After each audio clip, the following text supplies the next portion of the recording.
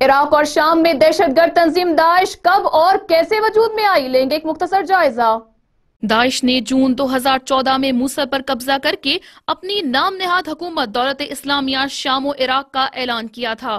موصل پر حکومت کا خواب اور منصوبہ بندی ایک دہائی قبل ہی شروع ہو چکی تھی۔ 2003 میں جب امریکہ اپنے لاؤ لشکر کے ساتھ عراق میں داخل ہوا تو عراق کی سرزمین پر شدت پسند تنظیم کے قیام کی راہ مزید ہموار ہو گئی، جس کے لیے بنیادی اور اہم کردار اردنی شہری ابو مصعب الزرقاوی نے ادا کیا۔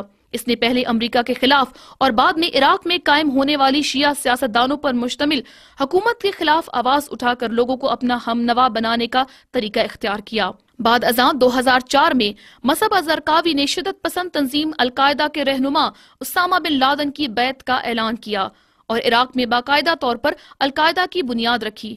اس کا مقصد عراق اور شام کے علاقوں پر قبضہ کر کے متشدد اسلام کی بنیاد پر ایک ریاست قائم کرنا تھا۔ 2006 میں ایک حملے کے دوران الزرقاوی مارا گیا، جس کے بعد رافدین میں موجود القاعدہ کا نام دولت اسلامیہ شام اور عراق میں تبدیل کر دیا گیا، مگر رافدین کی سنی عوام نے اسے قبول نہ کیا، جس کے باعث یہ تنظیم ناکام ہو گئی۔ شام کے بگڑتے ہوئے حالات کا فائدہ اٹھاتے ہوئے القاعدہ نے دوبارہ سر اٹھایا اور اس بار اس کی قیادت ابو بکر البغدادی کے پاس تھی۔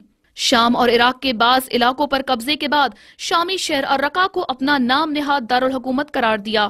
2013 میں ابو بکر البغدادی نے شامی مسلح گروہ جبہت النصرہ کو داعش کی ذیلی تنظیم قرار دیا، مگر جبہت النصرہ نے اس کو تسلیم نہ کرتے ہوئے داعش کے ساتھ جاری اپنا تعاون بھی ختم کر دیا۔